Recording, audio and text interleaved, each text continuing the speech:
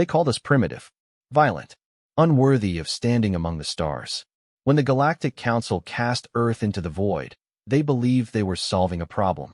One troublesome species, exiled to the outer rim, left to fade into cosmic insignificance. The great civilizations of the galaxy could continue their peaceful expansion without the chaotic influence of humanity. They were wrong. What they didn't understand was that Exiled doesn't break humans, it forges them. In the darkness between stars, something magnificent and terrifying began to take shape. While the Council grew comfortable in their ivory towers, humanity was building something that would shake the very foundations of galactic civilization. This is the story of how the galaxy's greatest mistake became their most dangerous enemy. This is the story of how Earth didn't just survive exile. It thrived, conquered, and returned to claim what was rightfully theirs. The Council thought they were ending humanity's chapter in galactic history. Instead, they were writing the prologue to their own downfall. The massive holographic display flickered with the amber light of distant stars as Admiral Sarah Chun stood before the assembled representatives of Earth's fractured nations. The year was 2387, and humanity had just received the most devastating news in its short galactic history. The vote was unanimous, Chun said, her voice cutting through the stunned silence of the emergency session. All 47 member species of the Galactic Council have agreed. Earth is to be expelled from galactic civilization, effective immediately. The eruption of voices that followed threatened to shatter the reinforced windows of the orbital conference station. Representatives shouted in dozens of languages, their faces twisted with rage, disbelief, and despair. Chun raised her hand, and, gradually, the chaos subsided. The official reason cited is our inherent aggressive nature and inability to coexist peacefully with other sentient species, she continued, reading from the gleaming data pad in her hands. The Council believes that humanity poses a fundamental threat to galactic stability. Dr. Marcus Webb, Earth's chief xenobiologist, stood slowly from his seat. His weathered face bore the weight of 30 years studying alien cultures, building bridges between species, fighting for humanity's place among the stars. "This is insane," he said, his usually calm voice trembling with emotion. "We've done everything they asked. We've followed every protocol, every cultural guideline. We've even restructured our entire military to meet their requirements. And yet here we are," replied General David Kozlov, commander of Earth's defensive forces. His scarred hands gripped the edge of the conference table as he leaned forward. 47 species, some of whom we've never even met, deciding our fate in a closed session. No trial, no appeal, no chance to defend ourselves. The truth was more complex than any of them wanted to admit. Humanity's entry into galactic civilization had been rocky from the beginning. When the first contact protocols were established 50 years earlier, Earth had been a world emerging from its third global conflict. The aliens who arrived, tall, graceful beings called the Zalari, had offered knowledge, technology, and a place among the stars in exchange for humanity's integration into their peaceful galactic community. The problems began almost immediately. Human military tactics, developed through millennia of warfare, proved disturbingly effective against species that had known only ceremonial conflict for thousands of years. During the Frontier Incident 3 years prior, a human exploration vessel had single-handedly disabled an entire pirate fleet that had been terrorizing trade routes for decades. What humanity saw as heroic intervention, the Council viewed as dangerous aggression. "They fear us," said Ambassador Elena Vasquez, Earth's primary diplomatic representative. She had spent the last 5 years in the galactic capital, watching the subtle ways other species recoiled from human presence. "It's not about our actions anymore. It's about what they think we might do." Chun nodded grimly. "According to our intelligence sources, the final decision came after the hegemony presented their analysis of human war games. Our simulated fleet exercises apparently convinced them that we're developing strategies to conquer the entire galaxy." The irony was bitter. Humanity had been desperately trying to prove they belonged among the peaceful species of the galaxy, while simultaneously maintaining the military readiness that had kept them alive on a dangerous world. Every gesture of strength was seen as a threat, every defensive preparation as evidence of aggressive intent. "What are our options?" asked President Maria Santos, Earth's recently elected leader. At 52, she had campaigned on a platform of galactic integration, promising to finally secure humanity's permanent place in the cosmic community. Now that dream lay in ruins. Limited, Chin admitted. All human vessels have been ordered to return to Earth immediately. Any found beyond the Sol system after the 30-day grace period will be considered hostile and destroyed. All technological exchanges are terminated. All trade agreements are void. We're being cut off completely. The room fell silent as the full implications sank in. Humanity had become dependent on galactic technology for everything from faster-than-light travel to advanced medical treatments. The quantum computers that powered their cities, the fusion reactors that provided clean energy, the terraforming equipment that was slowly making Mars habitable, all of it was based on alien science that would no longer be available. "They're trying to send us back to the Stone Age," muttered Dr. Lisa Park, head of Earth's Technology Research Division. "Without access to galactic trade networks, we'll lose our supply of rare elements. Our most advanced systems will fail within years." General Kozlov's expression had grown increasingly dark as he processed the situation. "This isn't just exile," he said quietly. "This is a death sentence. They know we can't survive long-term isolation. They're banking on us destroying ourselves, fighting over dwindling resources." But Chin saw something different in the faces around her. Yes, there was fear and anger, but there was something else, something that the aliens had never truly understood about humanity. In their darkest moments, when faced with impossible odds, humans didn't break. They adapted. They innovated. They fought back. "Maybe that's what they want," she said slowly, an idea beginning to form. "Maybe they're hoping we'll destroy ourselves so they don't have to feel guilty about what they've done." Dr. Webb looked up sharply. "What are you thinking, Admiral?" Chin moved to the holographic display, manipulating the controls to show a map of known space. The core worlds, where the Council held sway, glowed in peaceful blue. The frontier regions, wild and mostly unexplored, flickered in uncertain yellow. And beyond that, stretching into the unknown, was an ocean of red, uncharted space that no galactic expedition had ever successfully penetrated. "They're exiling us from their space," she said, pointing to the core worlds. "But they don't own the galaxy. There's an entire universe out there they've never even tried to explore because it's too dangerous, too difficult, too far from their comfortable worlds." The room began to buzz with excited murmurs as her meaning became clear. "You're talking about expansion into uncharted space," President Santos said. "That's incredibly dangerous. We don't know what's out there. Hostile species, natural phenomena that could destroy entire fleets." "Yes," Chin replied, her voice growing stronger with conviction. "All the things that keep the peaceful species of the Council safe in their borders. But we're not them. We're humans. We've spent our entire history walking into the unknown and making it our own." Ambassador Vasquez leaned forward, her diplomatic mind already working through the possibilities. "If we could establish colonies beyond Council space, we'd be completely independent of their technology. We could develop our own trade networks, our own alliances. More than that," added General Kozlov, his tactical mind seeing the bigger picture. "We'd control territory they can't reach. If they want a war with humanity, they'd have to fight it on our terms, in space we know and they don't." Dr. Park was already pulling up technical specifications on her personal display. "It would take everything we have," she warned. "Every ship, every resource, every brilliant mind on Earth working together. And even then, the failure rate for deep space colonization is enormous. The failure rate for staying here and slowly dying is 100%, Chin countered. "At least this way, we have a chance." The debate that followed lasted for 18 hours. Engineers calculated resource requirements while military planners sketched out defensive strategies. Diplomats considered the political implications while scientists debated the feasibility of truly independent technological development. But, in the end, the decision was surprisingly unanimous. Humanity would not go quietly into extinction.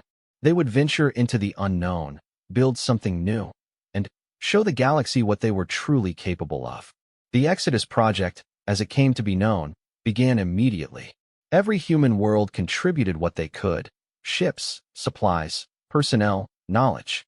Earth's orbital shipyards worked around the clock, converting cargo vessels into colony ships and pleasure craft into exploration vessels. Mars contributed its mining expertise, while the asteroid belt colonies provided raw materials. The plan was audacious in its scope. Rather than attempting to establish a single massive colony, humanity would spread across dozens of systems, creating a network of worlds that could support each other and share resources. If one colony failed, the others would continue. If hostile aliens destroyed one world, humanity would strike back from 10 others. As the 30-day deadline approached, Earth space was filled with the largest fleet in human history. Massive colony ships carried millions of volunteers into the unknown, while smaller vessels scouted ahead for suitable worlds. Military ships formed protective escorts, their crews knowing they might be heading into their final battle. On the last day before Exile became official, Admiral Chen stood on the bridge of the flagship Endurance, watching Earth shrink behind them. Around her, the bridge crew worked quietly and efficiently, their faces set with determination. "Admiral," called Lieutenant Rodriguez from the communications station. "We're receiving a transmission from the Zalari embassy. They're wishing us well." Chen smiled grimly. The Zalari had been humanity's first alien contact, and despite voting for exile, some of them still felt guilty about abandoning their former protégés. "Send our thanks," she said. "Tell them that when we return, we'll remember who stood with us and who stood against us." The communications officer looked confused. "When we return, ma'am?" Chen turned to look out at the stars ahead of them, burning bright with possibility and danger. "Oh, we'll be back, Lieutenant. The Council thinks they're solving a problem by sending us away. But they're actually giving us the greatest gift they could imagine." "What's that, Admiral?" "Time and space to become everything they feared we might be."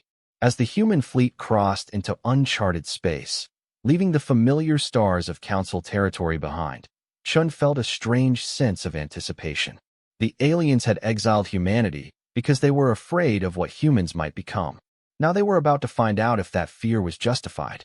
Behind them, the core worlds continued their peaceful existence, secure in the knowledge that the dangerous humans were gone forever. Ahead lay the unknown, full of threats and opportunities that would test every aspect of human ingenuity and determination. The Great Exile had begun, and, with it, the transformation of humanity from a species begging for acceptance to an empire that would reshape the galaxy itself. 5 years had passed since the Great Exodus began, and the uncharted regions of space told a story that the Galactic Council could never have imagined. Where they expected to find human corpses drifting among failed colonies, they would have discovered something far more extraordinary: a thriving network of worlds that pulsed with industrial might and revolutionary innovation. Captain Jake Morrison stood on the observation deck of New Olympus Station, watching the steady stream of ships arriving and departing from humanity's first major deep space installation. The station itself was a marvel of human engineering, built not from the elegant curves and crystalline structures favored by council races, but from raw pragmatism and brutal efficiency. Massive rotating sections provided gravity, while armored plating protected the inhabitants from both cosmic radiation and hostile forces. Contact from the Horizon Explorer Group called Chief Communications Officer Sarah Kim from her station. They found something big. Morrison moved to the central command area, his magnetic boots clicking against the metal decking. Around him, dozens of technicians and officers coordinated the complex logistics of humanity's expansion. Unlike the serene, almost meditative atmosphere of Council command centers, this place hummed with urgent energy and constant motion. "Put them through," Morrison ordered. The main display flickered to life, showing the tired but excited face of Commander Lisa Zhang. Behind her, the bridge of her exploration vessel buzzed with activity. "Jake, you need to see this," she said without preamble. "We've found a dead civilization. Advanced technology, intact installations, and no signs of recent habitation." Morrison felt his pulse quicken. In 5 years of expansion, humanity had encountered 3 major discoveries that had shaped their destiny. The first had been the void crystals, naturally occurring formations that could store and channel energy more efficiently than any known technology. The second had been the discovery of the Builder's Ruins, ancient automated factories that humans had managed to reactivate and reprogram. Now Zhang was suggesting they had found something potentially even more valuable. What kind of civilization, he asked. From what we can tell, they called themselves the Nexari. Bipedal, roughly humanoid, but they died out at least 50,000 years ago. The interesting part is how they died. Zhang's expression grew serious. Jake, they were wiped out by something the Council knows about. We've found records that match Council historical databases. The implications hit Morrison immediately. The Council knew about this territory. They knew there were ruins, technology, resources out here, and they deliberately kept it off limits. It gets better, Zhang continued. The Nexari were apparently at war with something called the Harmony Collective right before they disappeared. And guess what? The Harmony Collective's symbol matches the ancient seal of the Council's founding charter. Morrison closed his eyes, feeling pieces of a vast puzzle clicking into place. They didn't just exile us to die, he said quietly. They exiled us to keep us away from evidence of their own dark history. The discovery of the Nexari ruins would prove to be a turning point in human development, but it was far from the only sign that humanity was thriving in exile. Across dozens of star systems, human colonies had established themselves with a speed and efficiency that would have astonished their former council overseers. On the world of New Siberia, massive mining operations extracted rare elements that the council had always claimed were too dangerous to harvest.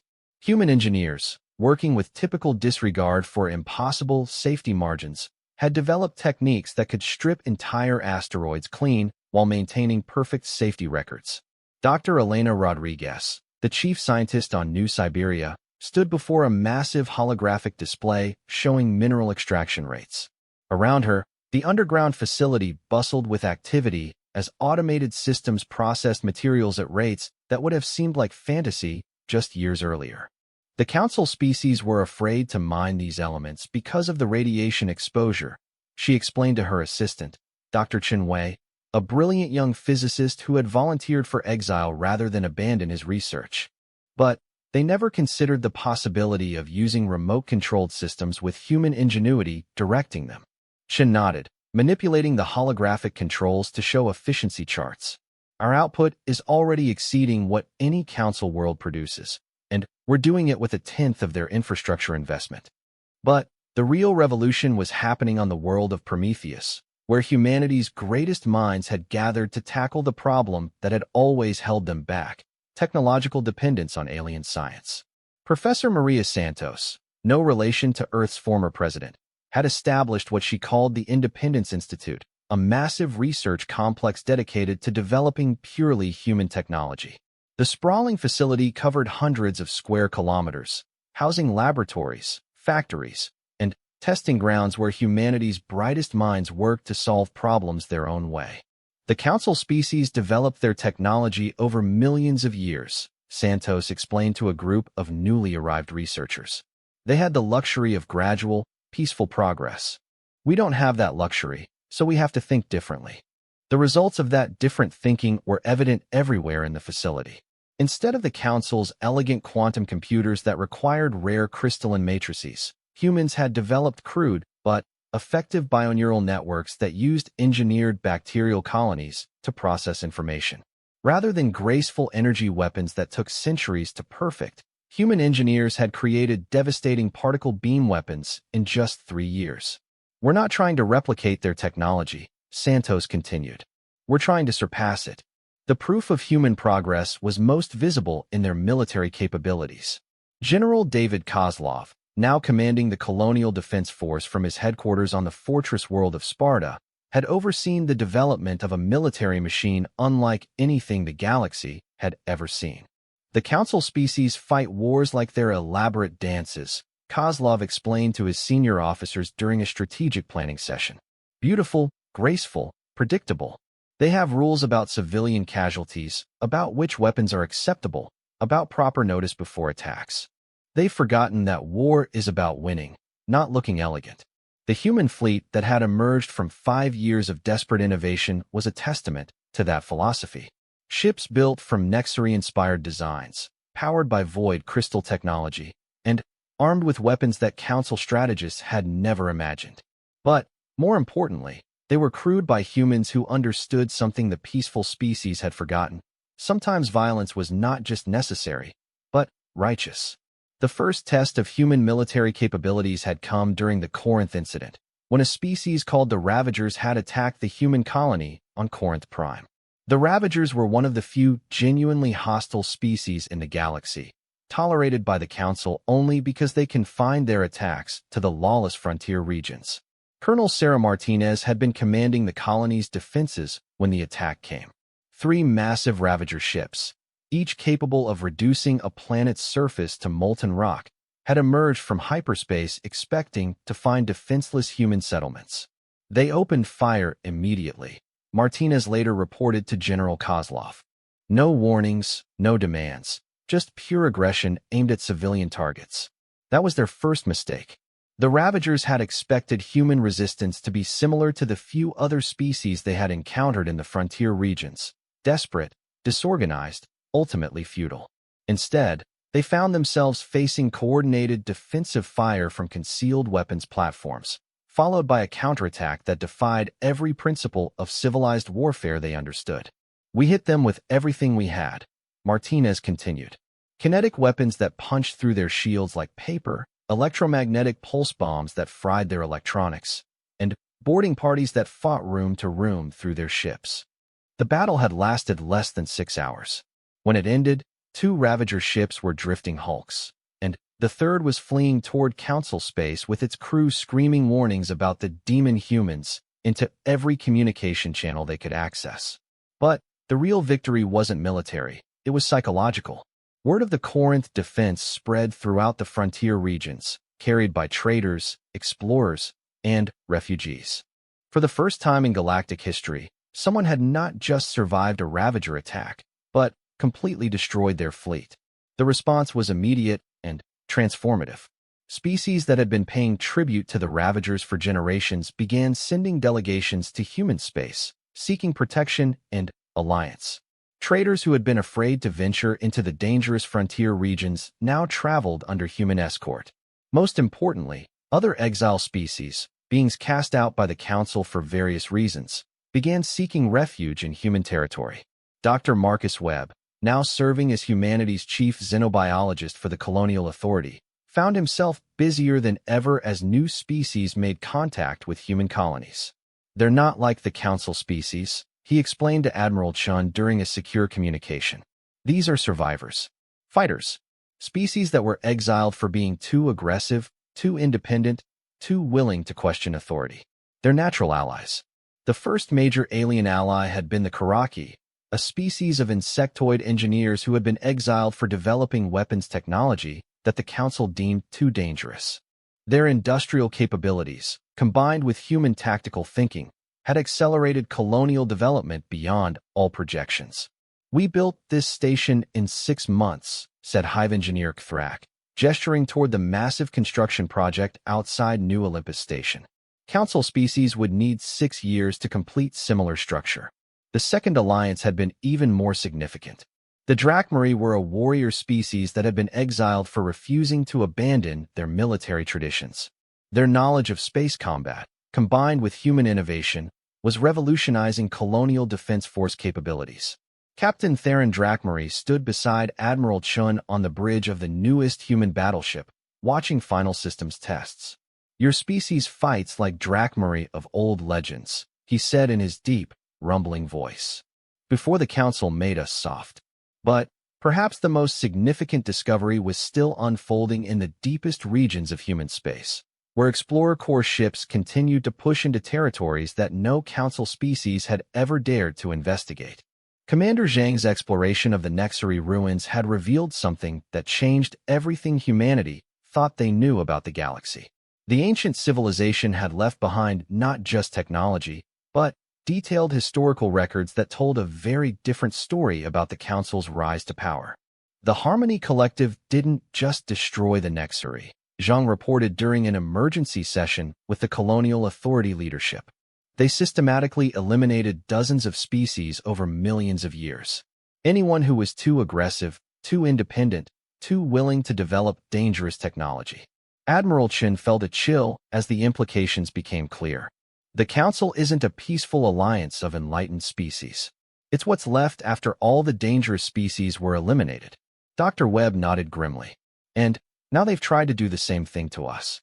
Exile us to die, then forget we ever existed. But the humans hadn't died. They had thrived, grown stronger, and discovered the truth about galactic history. More importantly, they had gathered allies and resources that the Council had never dreamed existed. The meeting that would change everything took place on humanity's newest world, Haven, a planet that had become the de facto capital of the growing human empire. Representatives from a dozen allied species gathered in the simple but functional conference hall that humans had built rather than the elaborate crystalline chambers favored by Council architects. Admiral Chen stood before the assembly, looking out at faces both human and alien, all united by shared experience of Council exile or oppression. We have a choice, she said simply. We can stay here, building our own civilization in the frontier, content to be forgotten. Or we can return to Council space and demand justice for what was done to us and the countless species that came before us. The vote was unanimous. Humanity and their allies would return to the core worlds, but not as supplicants begging for acceptance. They would return as conquerors, carrying the proof of Council crimes and the military power to enforce justice. As the assembly dispersed to begin preparations for the greatest military campaign in galactic history, Chen looked out through the massive windows at the bustling activity of Haven City. Human and alien workers labored side by side, building ships and weapons that would soon carry them back toward the stars they had been forced to abandon. The Council had exiled humanity to preserve their peaceful civilization. Instead, they had created the very force that would bring about its destruction. The first Council patrol ship to encounter the returning human fleet was the elegant cruiser Serenity's Dawn, commanded by Captain Zalith of the Zalari. The graceful vessel, with its flowing lines and crystalline weapon arrays, represented everything the Council valued: beauty, harmony, and the complete absence of threatening design elements. Captain Zalith stood on his bridge, reviewing routine patrol reports, when his sensor operator's tentacles began trembling with alarm. "Captain," the young Zalari whispered, "I'm detecting a massive fleet approaching from the frontier regions. The configuration doesn't match any known Council design." Zalith moved to the sensor station, his tall, graceful form gliding across the bridge with typical Zalari elegance. What he saw on the display made him question his own senses. Dozens of ships, each one bristling with weapon systems and armored plating, advancing in perfect formation toward Council space. "Attempt communication," he ordered, though his voice carried a tremor that betrayed his growing fear. The response came immediately, transmitted on frequencies that the Council hadn't used for official communication in decades. The voice that spoke was human, but there was something different about it. Harder, more confident, carrying the weight of absolute authority. "Council vessel Serenity's Dawn. This is Admiral Sarah Chun of the Human Colonial Fleet. You are ordered to withdraw to minimum safe distance and relay a message to the Galactic Council immediately." Zalith's sensor operator looked up with wide, fearful eyes.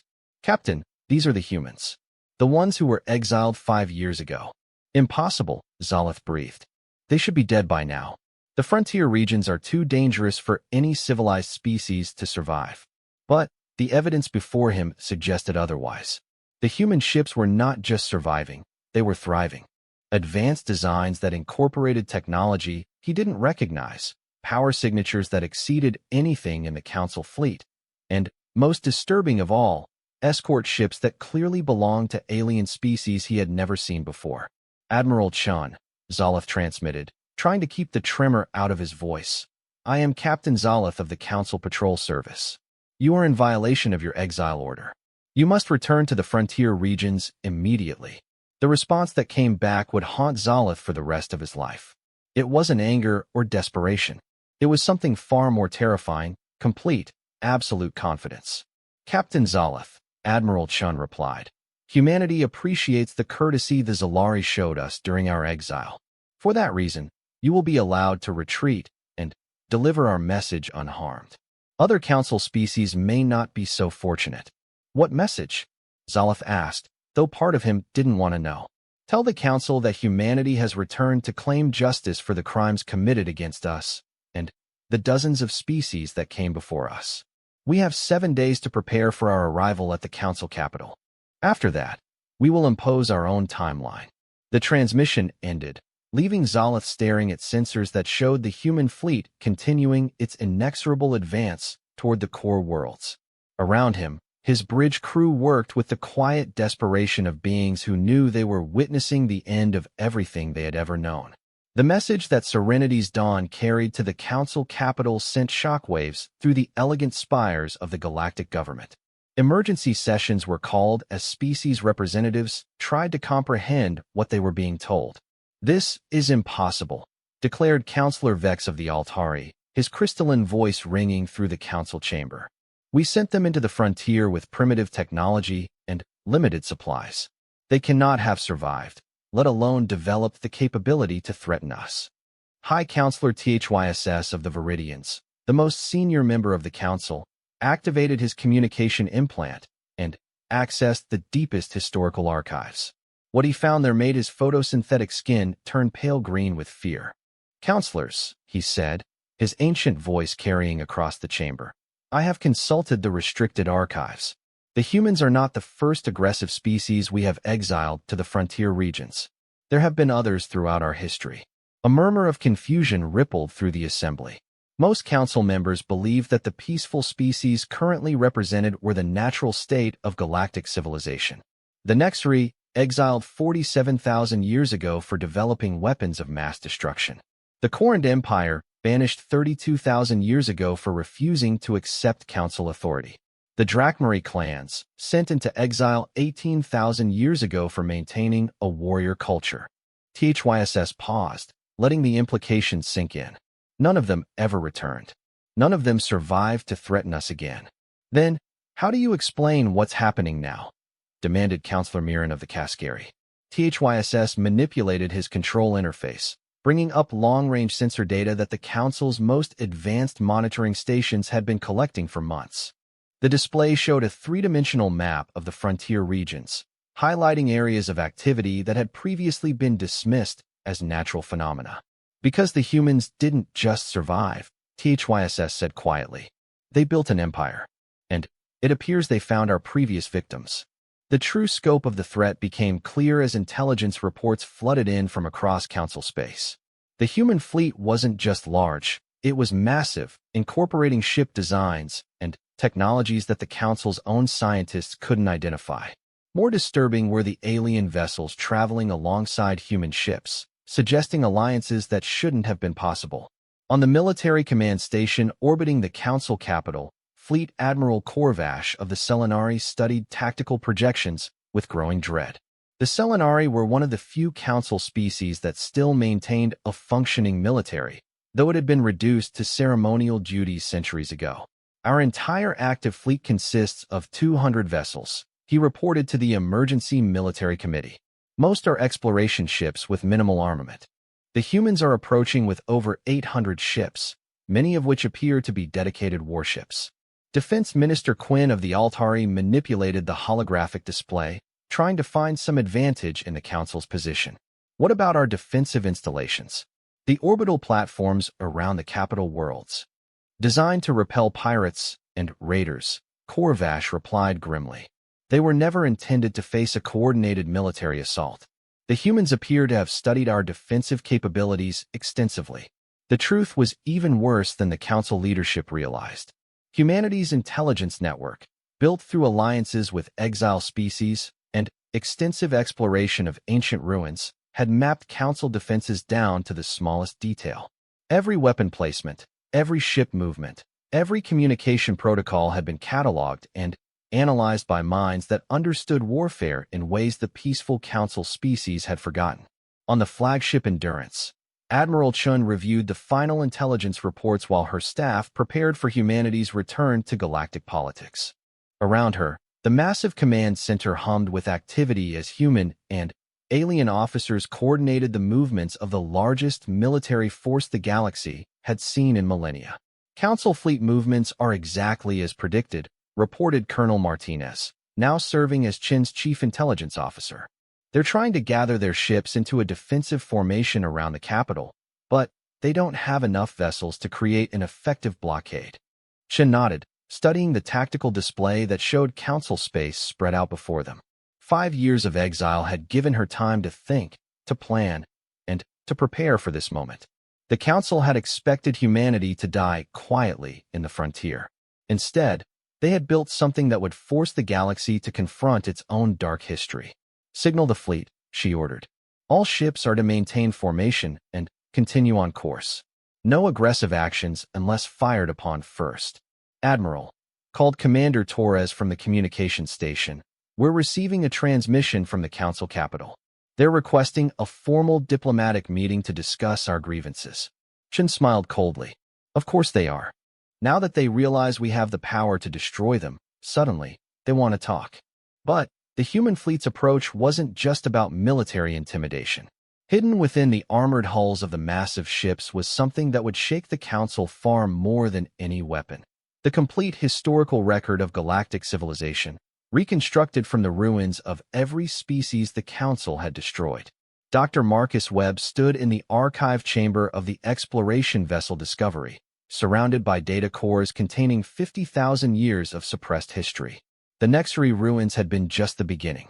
Human explorers had found the remnants of dozens of civilizations, each one eliminated by the Council for being too aggressive, too independent, or too dangerous. Every species that developed faster than light travel independently, Webb explained to his research team. Every civilization that questioned Council authority, every culture that refused to abandon their military traditions, all of them were systematically destroyed or exiled. The evidence was overwhelming. Star charts showing the former territories of extinct species. Archaeological records proving advanced civilizations had existed where the Council claimed only primitive life had ever evolved. Most damning of all, records from the Council's own archives, captured during raids on remote monitoring stations, proving that the exile policy was deliberate genocide disguised as peaceful conflict resolution. As the human fleet approached the outer boundaries of Council space, the political implications of their return became clear to the galaxy's leadership. This wasn't just about humanity's exile. It was about exposing the lie that galactic civilization had been built upon. "They have proof," High Counselor THYSS admitted during a closed session of the senior leadership. "If this information becomes public, every species in the galaxy will question our authority. More than that," added Defense Minister Quinn, "they have allies. Species we thought were extinct. If other civilizations learn that exile doesn't mean death, that there's an alternative to Council membership." The unspoken threat hung in the air. The Council's power rested on the belief that they represented the only possible path to galactic civilization. If species learned that independence was possible, that other ways of organizing society existed, the entire system would collapse. "What are our options?" asked Counselor Vex. Fleet Admiral Corvash activated the tactical display, showing the approaching human fleet in stark detail. "Military victory is impossible. They outnumber us 4-1, and their technology appears superior to ours. We could attempt a preemptive strike, but it would likely result in our complete destruction." "Diplomatic solutions?" suggested Counselor Mirren. "They're not asking for readmission to the Council," THYSS replied. "According to our intelligence, they're demanding the dissolution of the current government and the establishment of a new galactic order based on voluntary association rather than enforced compliance." The silence that followed was broken only by the soft hum of the chamber's environmental systems. For the first time in millennia, the Council faced an external threat they couldn't simply exile or ignore. As the human fleet crossed into the inner systems of Council space, their message was broadcast on every communication channel, translated into hundreds of languages, and transmitted to every world in the galaxy.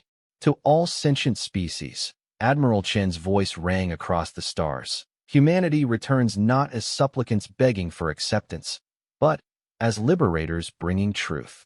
For 50,000 years, the Galactic Council has maintained power through lies and genocide. We have proof of their crimes, evidence of the civilizations they destroyed, and testimony from the survivors they thought were dead. On worlds throughout Council space, beings who had never questioned their government's benevolence listened in stunned silence as the carefully constructed mythology of peaceful galactic civilization crumbled around them. The choice before you is simple, Chen continued. Continue to live under the rule of those who would destroy any species that threatens their power, or join us in building a galaxy where strength and independence are celebrated rather than feared. The response was immediate and overwhelming. On a dozen worlds, planetary governments declared independence from Council authority. On another dozen, civil wars erupted as populations divided between loyalty to the old order and support for the human revolution. But the most significant response came from the exile species themselves. Ships began emerging from the frontier regions, carrying the survivors of 100 forgotten civilizations. The Nexari descendants, thought extinct for millennia, the remnants of the Corrand Empire, who had spent 30,000 years building hidden colonies in the Galactic Rim. The Drakmari warrior clans, whose martial traditions had been preserved in exile. One by one, they joined the human fleet, adding their strength to a force that now numbered in the thousands. Each ship carried not just weapons and warriors, but the bitter memory of Council betrayal and the burning desire for justice that had sustained them through millennia of exile. As this vast armada of the forgotten and the exiled approached the Council capital, the government that had ruled the galaxy for 50,000 years prepared to face the reckoning they had always known would come. The humans had returned, but they hadn't come alone. The battle of the Council capital began not with weapons fire, but with something far more devastating: the truth broadcast across every communication channel in the galaxy.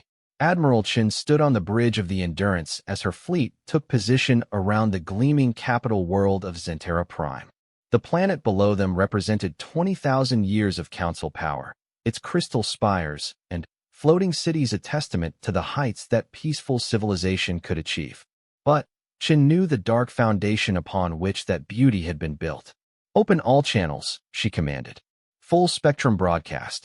Across the galaxy, beings paused in their daily routines as every screen, every communication device, every public announcement system suddenly displayed the same image: Admiral Sarah Chun, surrounded by representatives from a dozen species that the Council had declared extinct.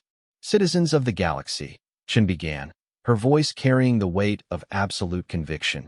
You have been lied to for 50,000 years. The peaceful civilization you believe in was built on the bones of countless species who dared to think differently, to fight back, to refuse submission to Council authority. Behind her, the massive display screen showed evidence that would shatter the foundations of galactic society. Ancient star charts revealing territories that official history claimed had never been inhabited. Archaeological evidence proving advanced civilizations had existed where the Council said only primitive life had evolved. Most damning of all, captured Council records detailing the systematic elimination of problematic species. On Zentera Prime, emergency sessions erupted across the government districts as Council members watched their carefully constructed mythology collapse in real time. High Counselor THYSS stood in the central command chamber, watching readouts that showed the broadcast reaching every corner of known space. Cut the transmissions, ordered Defense Minister Quinn, but the communication technicians could only shake their heads helplessly. They're broadcasting on frequencies we didn't know existed, reported Chief Communications Officer Varen. The signals are being amplified by relay stations we've never detected. They must have been planning this for years. The truth was even more extensive than the Council leadership realized. During 5 years of exile, human intelligence networks had infiltrated every major system, establishing hidden transmission nodes and converting sympathetic species to their cause. The broadcast wasn't just reaching Council worlds. It was being simultaneously translated and retransmitted by resistance groups that had been building in secret for decades. The species you see with me today were all sentenced to exile and death, Chun continued, the camera panning to show Nexari descendants whose crystalline technology had surpassed anything the Council possessed, Drakmari warriors whose martial prowess had been honed by millennia of frontier survival, and dozens of other beings whose existence contradicted everything the galaxy believed about its own history. We didn't just survive, Chen said, her voice hardening with determination. We thrived.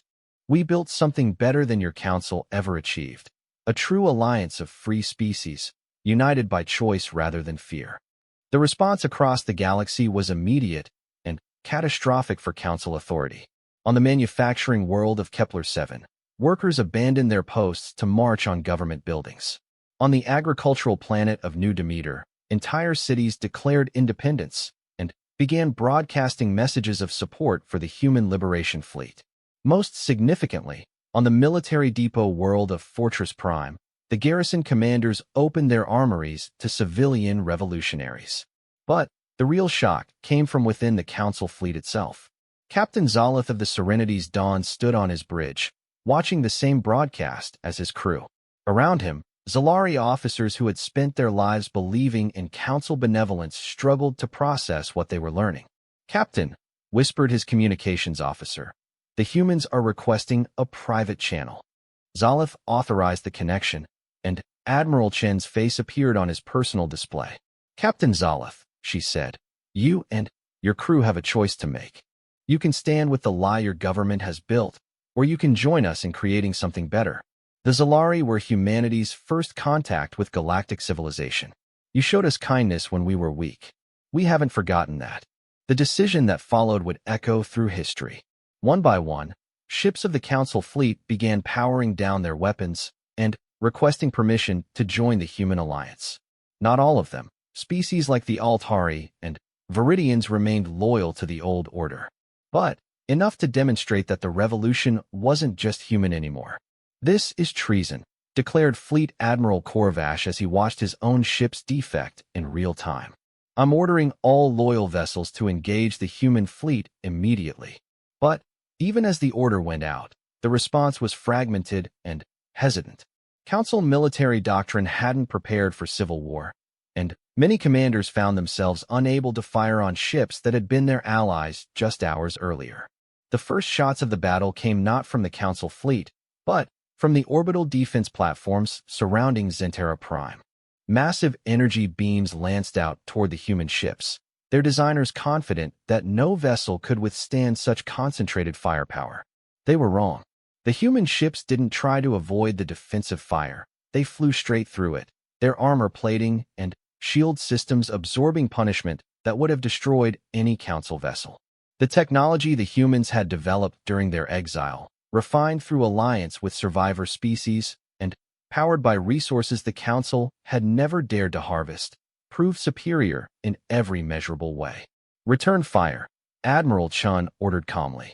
"Target military installations only. Minimize civilian casualties." What followed redefined the Council's understanding of warfare itself. Instead of the graceful, almost ritualistic combat that had characterized galactic conflicts for millennia, the humans and their allies fought with a brutal efficiency that left Council defenders reeling. Human kinetic weapons punched through energy shields as if they didn't exist. Nexari crystal technology disrupted Council electronics with surgical precision. Drakmari boarding parties fought through defended stations with a ferocity that terrified species who had forgotten what real violence looked like. But perhaps most devastating of all were the exile species themselves. The descendants of civilizations the Council thought they had destroyed brought with them technologies and tactics that had been refined through 50,000 years of survival in the galaxy's most dangerous regions.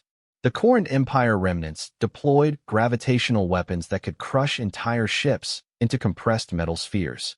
The Vordhak Collective used biological warfare that turned Council automated systems against themselves.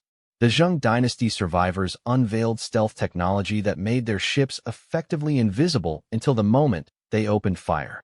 "Our defenses are collapsing," reported Fleet Admiral Korvash as he watched the orbital platforms around Zentera Prime being systematically destroyed. "The humans aren't just superior in numbers, they're superior in every technological category." On the surface of Zentera Prime, chaos erupted as the carefully ordered society of the Council capital faced the reality of war for the first time in millennia. Elegant crystal spires that had never been designed to withstand attack cracked, and collapsed as the orbital battle raged overhead. Citizens who had lived their entire lives in peaceful prosperity suddenly found themselves hiding in shelters while the foundations of their civilization crumbled around them. But Admiral Chen had no intention of destroying the capital world itself. The humans had learned from history, from the Council's own mistakes in dealing with conquered populations. Instead of obliterating Zentera Prime, they aimed to capture it intact and demonstrate the superiority of their alternative form of government. Signal the Planetary Defense Force, Chen ordered. Offer them terms for surrender. The response came from High Counselor THYSS himself, his ancient voice crackling with desperation and rage. You speak of liberation, but you bring only destruction, he transmitted. Whatever crimes you believe the Council has committed, this violence serves no purpose except your own desire for revenge.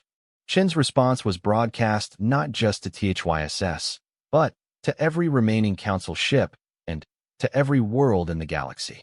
High Counselor, she said, your crimes are not beliefs, they are documented facts. 50,000 years of genocide disguised as peaceful exile. Countless species murdered for refusing to submit to your authority. We offer you the same choice you gave them. Surrender or face the consequences. And if we surrender? THYSS asked. What becomes of galactic civilization? What becomes of the peace we've maintained for millennia? You maintained peace by murdering everyone who threatened it, Chen replied. We'll maintain peace by ensuring that everyone has the strength to defend themselves. The galaxy doesn't need rulers, High Counselor. It needs leaders. The final phase of the battle came as human ships broke through the last defensive perimeter around Zentera Prime. But instead of bombarding the planet's surface, they deployed thousands of landing craft carrying not weapons of mass destruction, but documentation specialists and historical archivists. The Council's greatest fear was being realized. The humans weren't just conquering the capital, they were preserving its archives intact, ensuring that every record of Council crimes would be available for galactic judgment. Surrender the government facilities, Admiral Chun transmitted to the planetary authorities. Allow our teams access to the archives, and civilian casualties can be avoided entirely. The response came not from the government, but from the citizens themselves. Across Zentera Prime, populations that had just learned the truth about their leaders' crimes began opening government buildings and escorting Council officials into custody.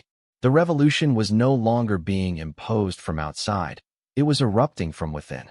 High Counselor THYSS stood in his private chambers, watching through the crystal walls as human and allied forces landed throughout the capital city.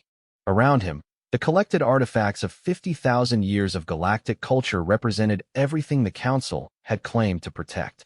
It's over, he said quietly to his aide, a young Viridian who had served the Council her entire life. What do we do, Counselor? She asked. THYSS activated his personal communication system and opened a channel to Admiral Chun. Admiral, he said, I hereby surrender the Council government and offer our complete cooperation with your investigation into our historical actions. But I ask one thing in return. Promise me that the valuable aspects of Council civilization will be preserved. We may have been wrong about governance, but we created beautiful things as well. Chen's response carried a note of respect that surprised THYSS. High Counselor, humanity doesn't seek to destroy civilization. We seek to perfect it. Every species, every culture, every achievement will be preserved and celebrated. But under a system where strength serves justice, not the other way around. As human forces took control of the Council capital, the magnitude of their victory became clear. They hadn't just won a military campaign. They had shattered the philosophical foundations of galactic society and replaced them with something fundamentally different. But the true test would come in the days that followed, as humanity and its allies attempted to build a new form of galactic government from the wreckage of the old. The exile species had proven they could destroy the Council's authority. Now they would have to prove they could create something better to replace it. The galaxy watched and waited as the greatest political revolution in its history began to unfold on the captured capital world of Zentera Prime. 10 years after the Battle of Zentera Prime, the galaxy had been transformed beyond recognition. Where once the elegant spires of Council authority had dominated the political landscape, a new form of civilization now flourished, one built on strength, voluntary alliance, and the recognition that diversity of thought was not a threat to be eliminated, but a resource to be celebrated. Admiral Sarah Chun, now bearing the title of First Speaker for the Galactic Federation, stood in the great assembly hall that had once housed the Council's chambers. But, unlike the rigid hierarchy of the previous government, this space buzzed with the controlled chaos of genuine democratic debate. Representatives from over 300 species, many of whom had been thought extinct just a decade earlier, argued, negotiated, and collaborated in ways the old council had never imagined possible. The Altari delegation raises valid concerns about resource allocation, Chin said, addressing the assembly. But their solution assumes that scarcity is inevitable. The Nexari have demonstrated mining techniques that increase yield by 400% while actually improving planetary ecosystems. The transformation hadn't been easy. The first years after the Council's fall had been marked by chaos as species struggled to adapt to a system that valued independence over compliance. Some worlds had attempted to establish their own mini-empires, leading to conflicts that required intervention from Federation forces. Others had isolated themselves completely, terrified that any outside contact would lead to renewed oppression. But, gradually, the benefits of the new system became undeniable. Species that had lived in fear for millennia discovered that strength could be protective rather than predatory. Technologies that had been suppressed for being too dangerous were refined and deployed for beneficial purposes. Most importantly, the galaxy began to unlock its true potential as civilizations collaborated as equals rather than subjects. Dr. Marcus Webb, now serving as the Federation's Director of Xenological Studies, maintained an office that would have been unthinkable under Council rule. Representatives from dozens of species worked side by side, sharing knowledge that had been jealously guarded for millennia. The breakthrough discoveries emerging from this collaboration were reshaping everything from medicine to interstellar travel.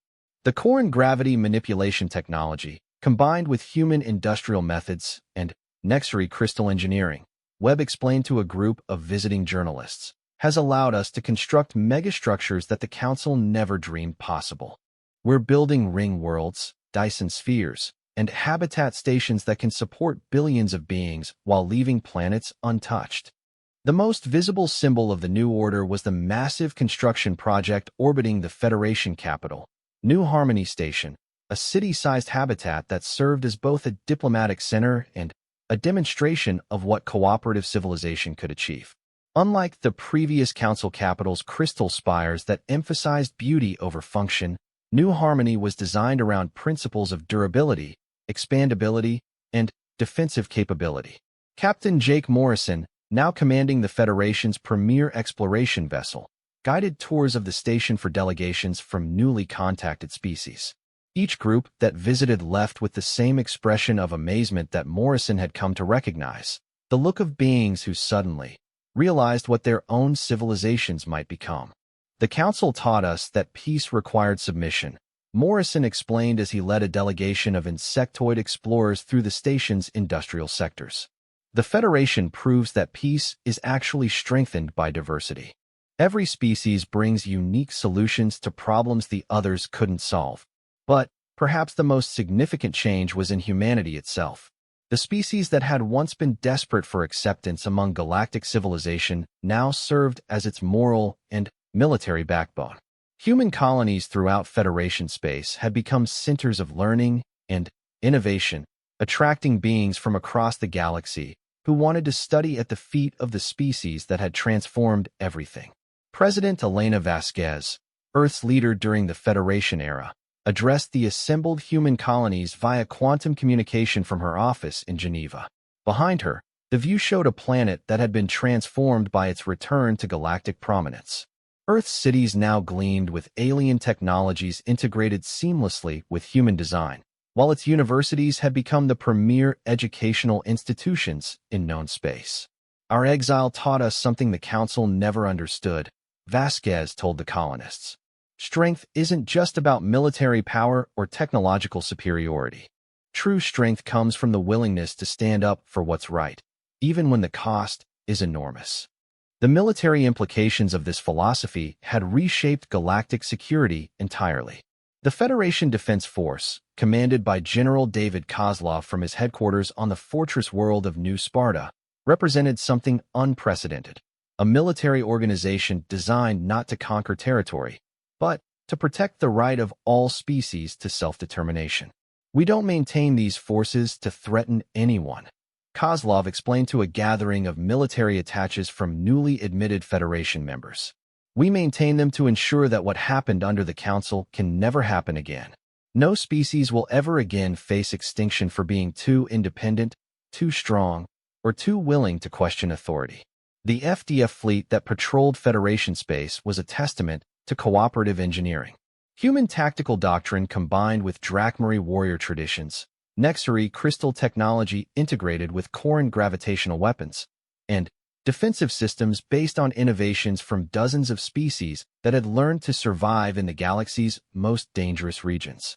But the Federation's true strength wasn't measured in warships or technological capabilities. It was measured in the voluntary nature of membership and the prosperity that came from genuine cooperation.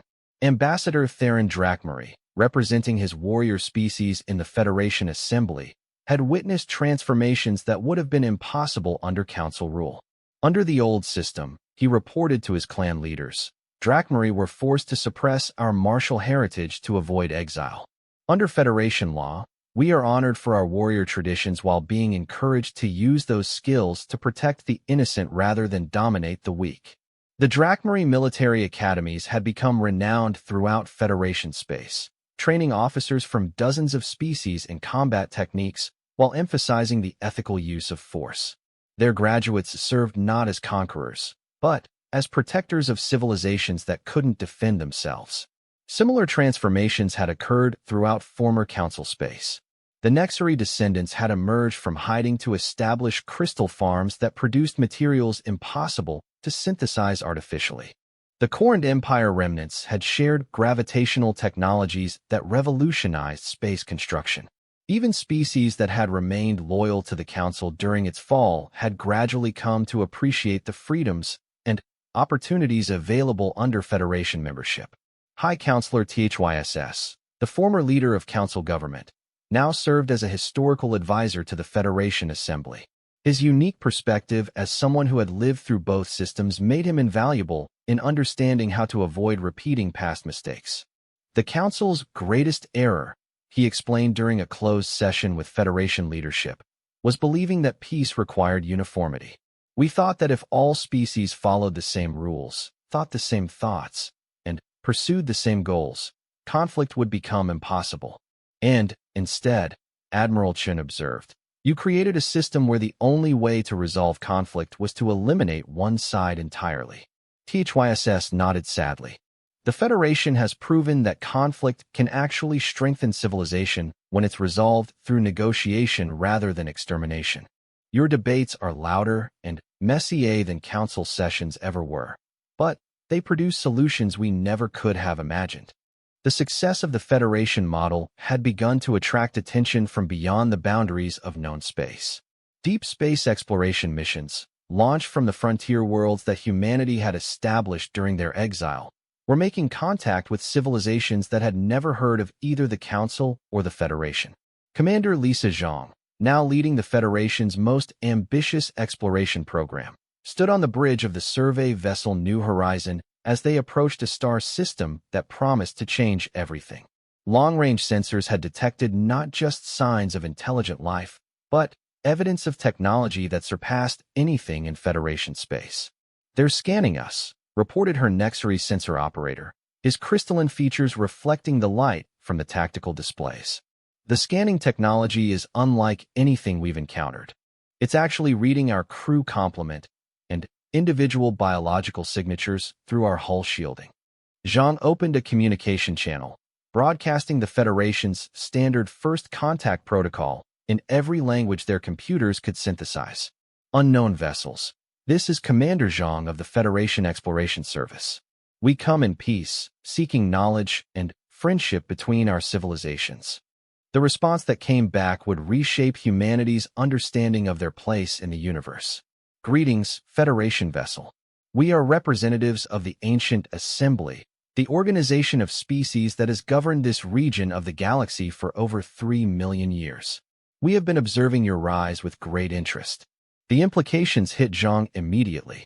The Federation, for all its achievements, was apparently a junior partner in a galaxy far more complex and ancient than they had ever realized. We welcome contact with the Ancient Assembly, Zhang replied carefully. May we ask why you've been observing us? Because, came the response, you have accomplished something we believed impossible. You have created a stable, voluntary alliance of aggressive species. The young species of your region, those you call the council races, were our students. We taught them the art of peaceful coexistence, but they interpreted our lessons as rules to be enforced rather than principles to be chosen. Zhang felt her pulse quicken as she realized what she was hearing. You're saying the council were following your example. A poor example, inadequately understood. They took our methods for maintaining peace within the Ancient Assembly and attempted to impose them on species that had never chosen to accept our ways. The result was the system of oppression you recently overthrew.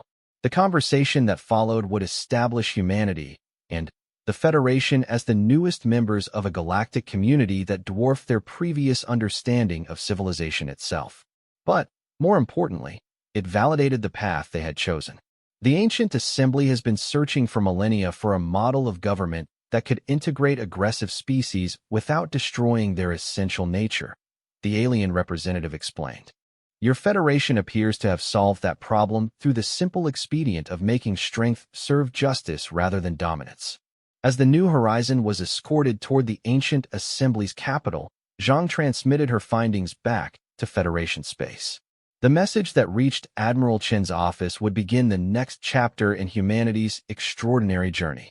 The galaxy is larger and more complex than we ever imagined, Zhang's transmission concluded. But our approach, building strength to protect freedom rather than enforce compliance, appears to be exactly what the universe has been waiting for. Admiral Chen stood at the great windows of her office, looking out at the bustling activity of New Harmony Station.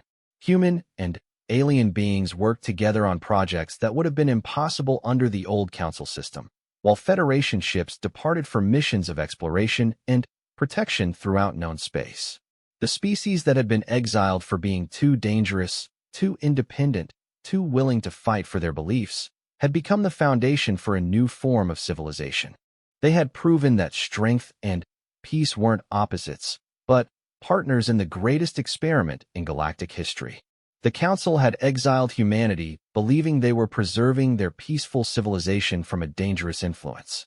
Instead, they had created the very force that would show the galaxy what peace backed by strength could truly accomplish. As Chun watched the stars beyond the station, she smiled at the irony. Humanity had been cast out for being too aggressive to fit into galactic society. In the end, they had proven that the galaxy needed to become more like humanity, not the other way around.